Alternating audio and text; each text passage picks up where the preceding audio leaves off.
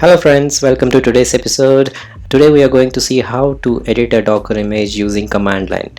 If you have created a project and created a Docker image for it, and you found you have made a mistake or you want to edit something, you don't have to go back to the project and edit and create a new Docker image. You can edit the Docker container directly using the command line. In this series we have created two videos where we created a basic web application and created a Docker image for that and published into Heroku.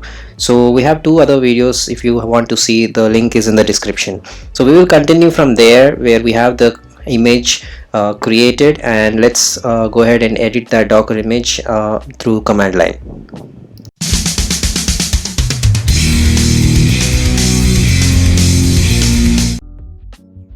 Hi, so we have created a Django image using Docker, which had a Facebook page in my HTML page. So now to actually see the contents, I can open my app now. You can still see that my Facebook page is open, and I really can't click anything. It's gonna throw error. It's not gonna let me do anything. So I can now make changes to my Docker image. So I don't have to again build everything by using my I can use my existing Docker image and build on it. So now let's see my Docker image. There are I created new project publisher recently, which I showed you for this current project. Now let's go ahead and create its container. Docker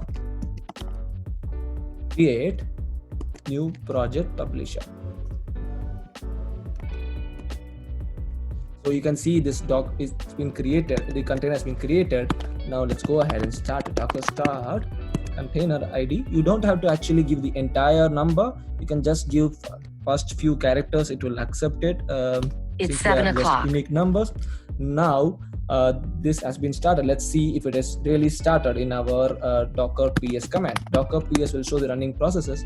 You can see it's, but hey, we created it. You can see it's not there. It's empty. We can see the history of your processes using -a flag. It says that it exited in 19 seconds. What has happened is it doesn't have the our project is very small and it doesn't have any commands to run for a long time, so it exited immediately. So to force run this, we can actually use Docker create command along with the we had mentioned about the run server as and port. The port number, we didn't mention it. Now we can mention it using our Docker command. Docker create it. Docker create -e, then the variable which I have to create, port will show 8080, and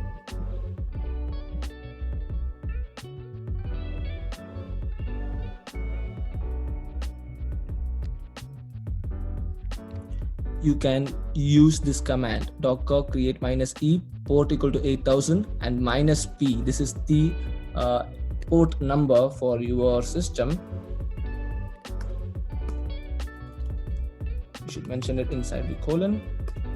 -p 8000 8000. It will start the port in that location. -8 the image name. Our image name here is new project publisher. Now you can see the container is created. Let's go ahead and start it. Docker start container number, container Docker PS. Now you can see that the container is running and the port is open for it now. It's up for 3 seconds. You can again see it will be updating. It is keeping on. It's in running status now. Now we can do a bash on this command by executing the container. Docker execute -8 is the flag and the container name with bash. We are gonna go into bash. Now, since we don't have the Ubuntu server exactly having the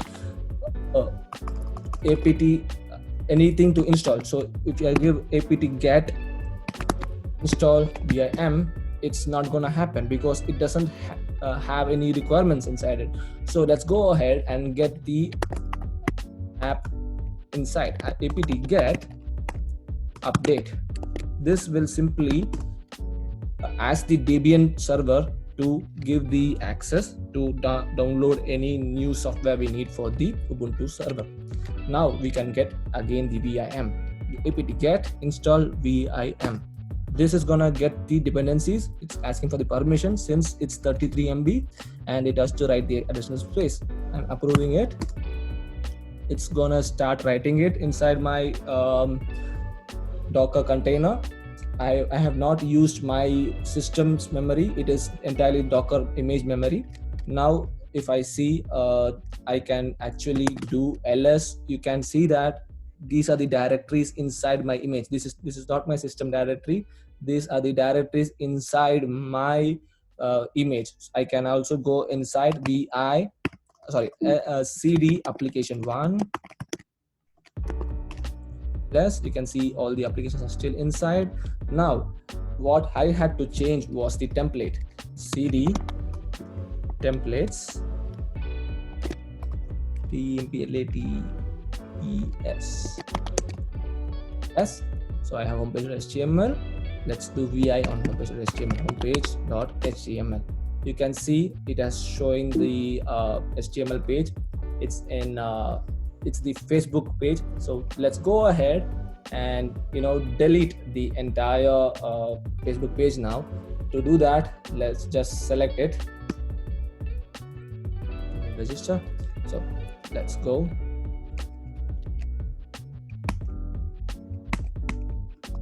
The insert command. Now actually we can do visual. Yeah, so when you press V, it's going to change to visual, and you can actually select everything and press X to delete it. You can see the Facebook page is very large, which I had created. We just do X now and V home. It's a very large file. X V. Yeah. X.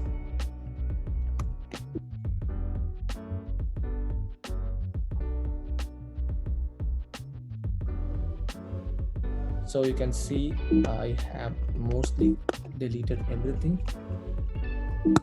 The file is almost empty now. Let's go back to insert. I actually changes to insert. You can see when I press escape, it's going to go out. When I press I, it's going to say insert. So this is how you do it inside the Ubuntu. You can see that when I press V, it's going to change. It's going to change to my values. Now let's go ahead and type the h1 tag here. H1 I close the h1 tag. Now to save this, press escape, and then to save this you should do $WQ exclamation. This will actually save it. You can again verify that bi homepage.html. You can see it's just there. So let's go ahead and make few more changes. Go inside the insert command. When you press I, it's going to go to insert. Now let's say in H2 hello. Okay.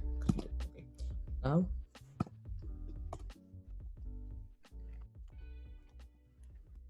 right, let's go escape back. Now I don't want this change to happen, so I can just give $Q and exclamation. It's going to quit it. You can see that the change has not happened. To commit the change, you actually have to use this command. Press I, then give H2.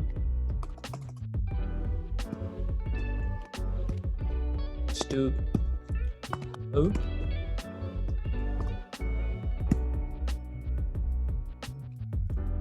close to tag. Done. Now let me change the file. So escape :WQ exclamation. It's gonna save it. You can verify that by going in again. It's there. Okay, let's just exit it. :Q quit. It's gonna quit it. Right. Now let's exit out of the. We have made the changes. Now let's exit out of our container now. Exit.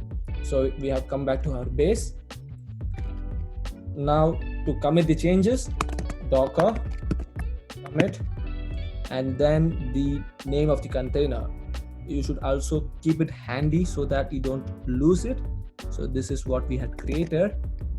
Docker commit the container number. You don't need the entire number actually, as I said before. Then space your new image name, new img June 25. So now you can see my Docker images. It has tagged it with the new change. We can verify that now again. We can say Docker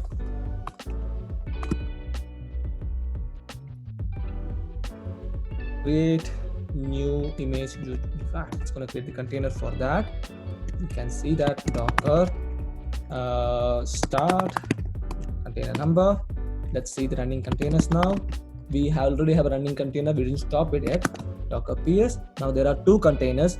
Now you can see that the container which I created now, created without having me having created the environment variables. How did it happen? It happened because the apt update was installed in this, so it's expecting something to happen. Before it didn't have anything to do, so it just echoed the command and exited my server. Now I can actually stop both of them now. Docker stop container ID will stop it. It's going to take some time. Again, Docker stop the container number.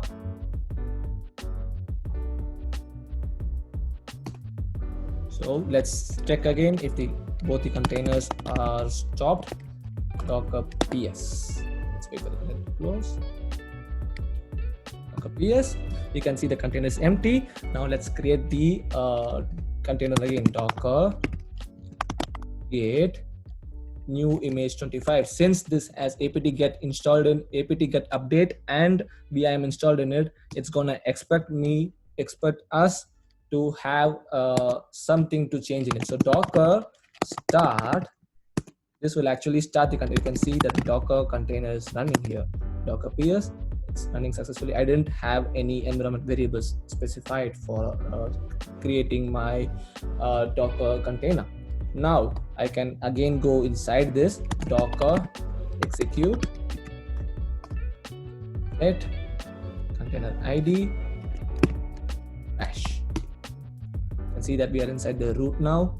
Again, let's do ls cd project for publishing. Let's go to application 1 ls cd templates ls, so vi homepage.html. Now you can see that the changes have been inside my new image June 25 which I had created. You can see the same changes have been replicated, and simply exit. We don't need to do anything else. The commit statement has worked successfully. Now let's go ahead and launch this to Heroku once again and get the Facebook linked away. Now to do that, you have to again log into Heroku again. Let's log in. It's logged in my container. You can see it's logged in. Container login. Both steps are very mandatory. I think I missed the command name. Keep the command names handy so that you can know how to log in them. Now Heroku container login. Okay, Docker. Heroku container login. Now I have successfully logged in inside my container. For sending it to now we are going to tag our Docker image existing Docker image to Heroku. So to do that, we have to tag it like this. Docker tag commit Docker tag, then our image name. We created the image name as new image 25. That is the latest image which has the hello world changes. So Docker tag new image name that we had created right now. Registry.heroku.com is the place, and this is my login ID as Balaji22, I believe. No, sorry, this is gonna be my app name which I had created there. registry.heroku.com/my app name. It's sudo123. Let's go sudo123 and mention the application type. It's web application, so web web space enter. Now let's push it to Heroku. Docker push registry.heroku.com.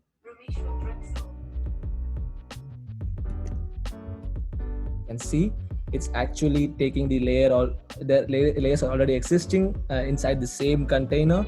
It's just pushing that single change which had installed the VIM and everything. Now let's go ahead and release it. Release app. Sudo 123. There you go.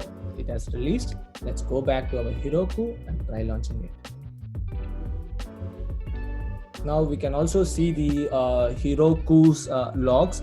To do that, Heroku logs minus app, then the application name sudo 123.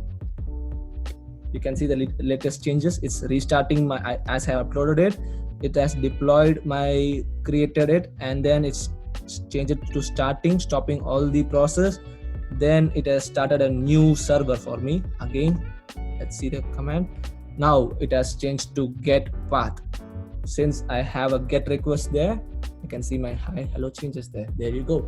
We have successfully changed our existing Docker image without creating a new image by using bash. Thank you.